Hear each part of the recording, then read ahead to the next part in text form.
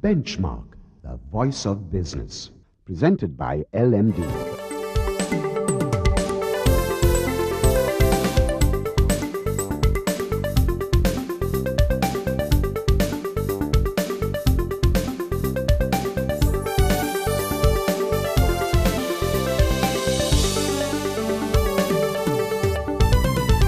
On this edition of Benchmark, the construction industry is the topic under discussion today as we welcome to our studio the Chairman and Managing Director of Maga Engineering, MG Kularatne. Then LMD columnist and market analyst Hasitha Premaratne discusses market trends and corporate sector growth. And finally, Kiran H and Country Manager of TNS Lanka evaluates the results of a nationwide poll which checked the public pulse on ethnic tensions. That's the lineup for Benchmark. Hello and welcome to another edition of Benchmark, the Big Picture Business Program. I'm Anushan Selvaraja. Since the end of the war 4 years ago, Sri Lanka has been forging ahead with our infrastructure development projects, which is good news to the construction industry, I would believe. We have seen numerous highways, bridges and flyovers come up, not to mention the hotel projects popping up around the country, and also various renovation projects. However, now we wanted to get an insight into what this actually means for the construction industry. So to give us this insight, we welcome to our studios the Chairman and Managing Director of Maga Engineering, MG Kularatne. Welcome to the show, Mr. Kularatne. Now, could you just give us a brief overview of the construction industry in Sri Lanka? Construction industry, I think basically it provides the much needed infrastructure for the development of any country. So it's true with regard to Sri Lanka as well. And also it provides the necessary infrastructure for the provision of food, clothing, shelter, transportation of goods and so on, because construction industry is said to be the barometer or the bellwether of the economy. Every time the economy is doing well, the industry does well, too does well, and also every time the industry is doing well, you can see that the economy is doing well. Now, when you look at the various infrastructure and construction projects going on in and around Colombo, which will change Colombo's skyline, how do you envision Colombo's skyline post 2014-2015 when all these projects will actually come up? Definitely it will change the skyline completely, because with Hyatt and many other projects now, 1320 is coming up, then Shangri-La is coming up, then there's another proposed 65-story apartment complex by the Indian investors. And there are a few other projects that we are also undertaking, like 45-story apartment complex at Rajagiriya, then on 320 by Sri Lanka, and there is another property development where the contractor is ICC. They are doing that's Sahalok City, and all these are going to change the skyline in a big way. But this will have an impact on the infrastructure. So whether the present prevailing infrastructure can take such development projects, or whether the existing infrastructure can sustain is a question. According to ICTAD, the cost of construction activities has risen from 5.4% to 12.2% in 2012, which is almost double. Now, what measures has the industry actually taken to cope with these rising construction costs? We have looked at increasing or improving productivity as a major, as a primary way to contain the cost of construction going up. As far as the materials and equipment costs are concerned and fuel costs are concerned, those cannot be totally controlled by the contractors. While all these projects are happening around the country, there have been quite vociferous protests, if I may say so, about the major construction projects being awarded to foreign parties. Now, how much truth is there in it? Is it actually a fair and level playing field? How do you view this? Most of the contracts, major contracts, go to foreign contractors. But there's a reason for it, because they bring money from their Exim Bank, from countries like China, Malaysia, India, and so forth. So, and the Western countries in Western Europe. So, so the contracts have to be given to them. So, the funding needed for the major infrastructure development per year comes to about maybe in the region of 2-3 billion. So the Treasury is not in a position to fund those that in that rate, I mean, to that magnitude. So the situation has improved from the early 2000 to now, but still this is a problem. But recently, as an alternative, the government has decided to get the foreign local banks to provide funding for local projects. So recently now we have about 70 billion worth of work, road work has been commenced, and local contractors have got those jobs. And again, there is about another 65 billion worth of work, and there's 27 billion worth of work in the water sector. All these are to be funded by the local banks. Now, in your opinion, on the ground realities, what are the changing trends in the construction industry? Of course, the major trends are that the industry, there's a shift from pure construction work to design and build work, and also to engage in public-private partnership projects, and also to get into other sectors of development like investment in projects like, investment in infrastructure, investment in condominiums, and also in the leisure industry and so on. And also to embark on finding work overseas, because this is one of the major issues with regard to sustainability and keeping your workforce, because unless we do that, I think the industry will not be able to sustain in the long term. We will take a short break for commercials now, and when we return, Mr. Kularatne will talk about environmentally sound projects and the future of the construction industry in Sri Lanka. Stay tuned.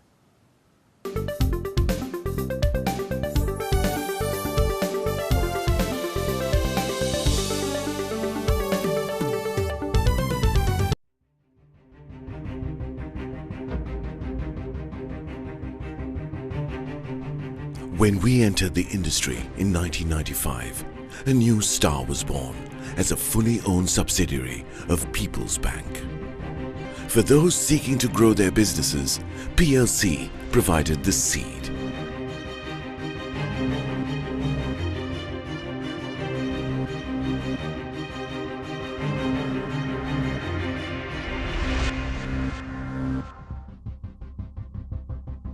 We are not only Sri Lanka's #1 leasing company, but also the largest non-banking financial institution.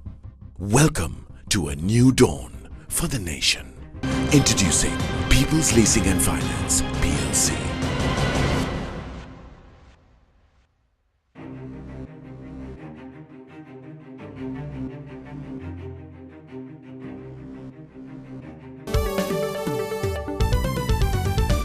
Thank you for staying with Benchmark. We now continue with our exclusive interview with the Chairman and Managing Director of Marga Engineering, M.G. Kularatne. Now, Mr. Kularatne, there are major skills shortages for sure in the construction industry. How are you managing to actually assuage some of these problems? The skills, skilled workers, lack of skilled workers or shortage of skilled workers, we have we have executed a plan to train skilled workmen and supervisors and foremen and technical officers in-house, because the training facilities which are currently available in the government organization as well as private organizations are not sufficient to cater to the present requirement, because the construction industry is growing and the capacity is more and the requirements are more. There is another issue, because a lot of people are moving out of Sri Lanka to do overseas, take on overseas employment. That also brings in a lot of revenue to our country in foreign exchange. It has gone up to about 6 billion. But then, unless we have a new approach to this, solve this problem, I think the industry will have a serious problem with regard to getting skilled workmen and skilled people. What are your views on sustainable construction now? Do you think enough is being done to reduce our carbon footprint? Now recently, Green Building Association has been formed in Sri Lanka. That was about a year ago. We are also a founding member of the organization, and there is a lot of interest in this green building construction. Our first green building that was constructed in Sri Lanka, which received a platinum award. That was Mars Intimates factory at Tuliriya, and we were the contractor. And after that, I think there have been several factories have been built by several other companies, and there is a lot of interest now. ICC has built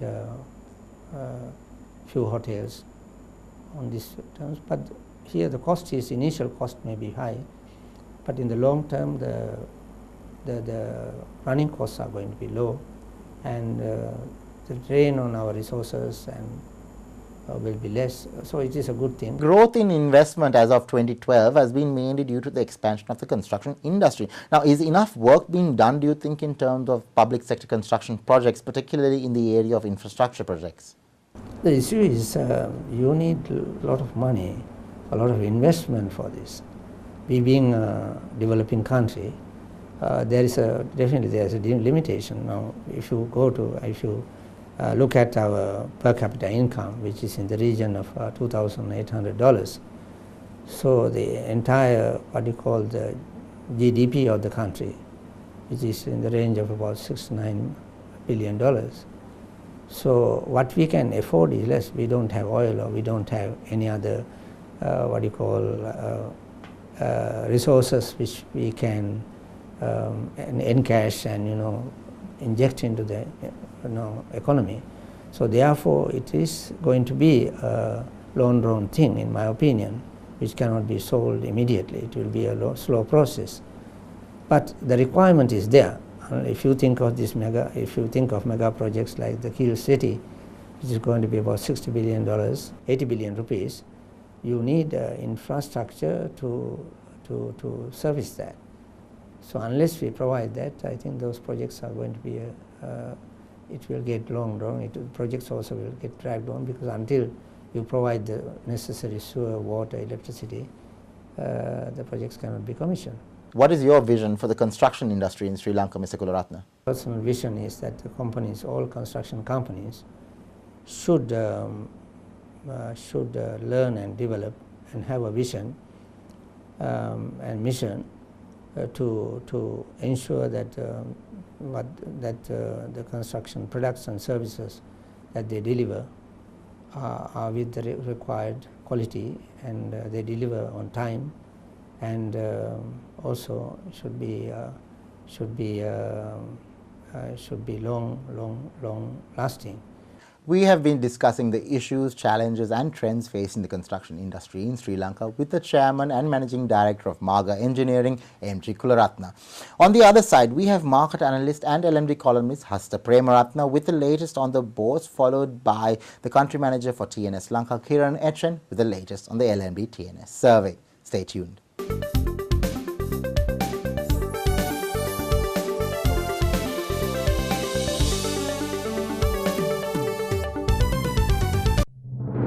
Sri Lanka's #1 leasing company is now the nation's largest and highest rated finance company with 2 international ratings. Let us move the nation as one with People's Leasing and Finance PLC.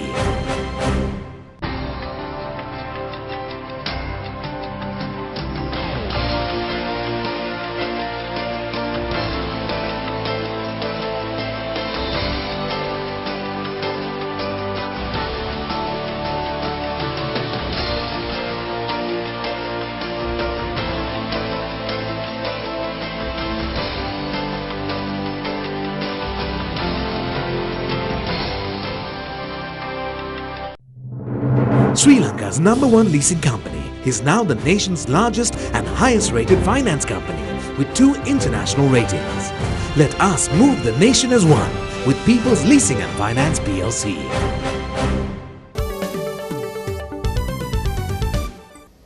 Welcome back to Benchmark. With me now is market analyst Hasitha Premaratne with the latest on the BOURSE. Now Hasitha, just to get an overview of the market, how is the BOURSE faring? Yeah, if you look at the last 1.5 months, we have seen the index improving quite sizably, and also the sentiment changing towards the positive side from a more dull sentiment that we had prior to March 2013, maybe for a period of 3 to 6 months time. In fact, during the last quarter of 2012, which is about the December ending quarter of 2012 and the first quarter of 2013, we've seen corporate earnings continuously improving, particularly in selected sectors, and then investors have not really most investors have not really kind of reacted to that and have not really looked at the market positively at that time. So there was this dull sentiment that was coming in. Foreigners were more buyers. Low domestic retail investors have been overall silent in the market, or I would say less active. In that backdrop, we saw the market in a dull mood for most part of early 2013. Of course, things have changed a bit in the month of April with the holiday season having less volume, but improvement in the indices, and that improvement did continue to the month of May as well. So we've seen some improved activity together with the improvement in the index as well. So I think on one side it's kind of rating itself and looking at the good corporate earnings that have been seen in the last one year and trying to adjust for that. On the other side, I think it's also due to the positive sentiment that have come in, where normally when you have a positive sentiment, you always see that the market and the investors kind of go on a ride with it. There will be time to time technical corrections that will come in, which means that there will be profit taking by investors in selected counters, but definitely the people who have bought into the good fundamentally sound counters, I think they should look at holding and accumulating at the right price levels. Now, Hasitha, economic growth slowed down to 6.4% in 2012, which reflects a reversal in the post-war positive trend seen since the end of the war. Now, how would this affect corporate sector growth? Yeah, I think the 2012 financial, if you look at the calendar year, we've seen a slowdown in the economic growth and a slight reversal in the way the growth momentum has been over the last 3 years or previous 3 years. But from a corporate earnings point of view, I think the slowdown was seen somewhat towards the early part of 2012, particularly in selected sectors. But then there was a rebound towards the latter part of 2012, mainly in the banking and a few related sectors within the economy. But I think what is important to note is that if you look at 2013, we might not see a major improvement from 6.4% growth levels, which means that this trend of the challenging trend in the economy will continue into 2013. But of course, there is policy measures that are clearly visible towards improving the growth, where the interest rates have been brought down, which means that there will be a push towards the growth side of it. So essentially that the rebound in earnings that we saw in the last quarter of 2012 would most probably be continuing towards the early part of 2013 at least, and of course what we can expect is that again in selected sectors there will be positive growth. What avenues are available for investors to optimize their equity exposure? Well, I think in the short run, like in this last 1.5 months when we saw the market in a kind of a positive move, you need to look at how you are switching your portfolio between the short-term investments and the long-term portfolio. So I think if you look at from equity perspective, generally when the market becomes a little dull and go into a slow mode and the valuations become attractive because the market really doesn't move up in corresponding to the earnings growth, then the investors should look at gradually accumulating those fundamentally sound counters and building up a strong long-term portfolio. But when the sentiment starts changing and it changes more towards the positive side and you see a bit of a bull run in the market, that's a point where you need to shift a little bit of your investment or add a little bit of more money into the equity side on the short term on a trading platform and try to see whether you can look at more trading profits, because market is active, there is more volume to trade.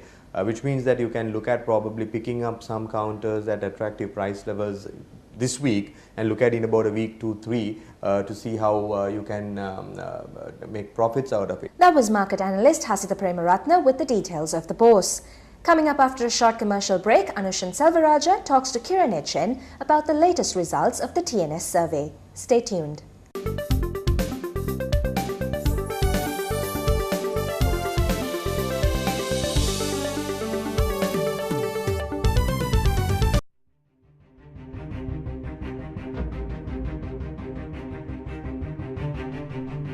When we entered the industry in 1995, a new star was born as a fully owned subsidiary of People's Bank.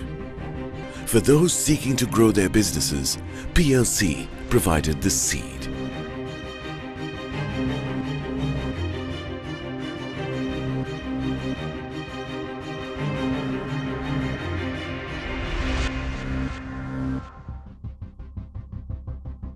We are not only Sri Lanka's #1 leasing company, but also the largest non-banking financial institution. Welcome to a new dawn for the nation. Introducing People's Leasing and Finance, PLC.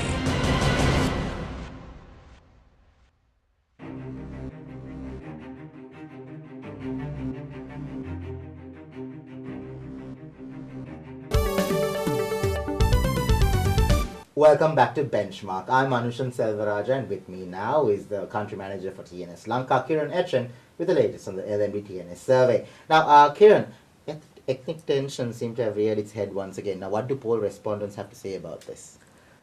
Anushan, we asked the poll respondents about their opinion on national reconciliation, and close to 50% of whom we met mentioned that national reconciliation is happening smoothly. I guess when you looked at their response, they are referring to the situation few years ago, and benchmarked against that, I think there's peace in the country, and they're talking about there's no turmoil. So from that context, it's happening smoothly. On the other hand, there are 33% of the respondents disagree to the fact that it's happening smoothly, and they are citing all the recent the incidents of tension between ethnic groups and it causing disharmony. A bit concerning that it's mainly coming from people from within Colombo, and slightly affluent classes, maybe they're well read, maybe affected. So given this 50% positive and a 33% concerning, I think by and large it's still positive. But you should bear in mind that we don't have data 6 months ago or 1 year ago, so we don't know whether this proportion has increased or decreased. According to poll respondents, Kiran, who are the propagators of these ethnic issues? As in, where does the blame lie, so to speak? It's hard to say, Anushan, because the survey doesn't capture details about what people think on this, except that like how politicians seem to get blamed for everything else around. 65% of the poll respondents mentioned that perhaps some of the recent incidents are politically motivated. Will Sri Lanka be successful in its national reconciliation efforts? By and large, it's positive, Anushan.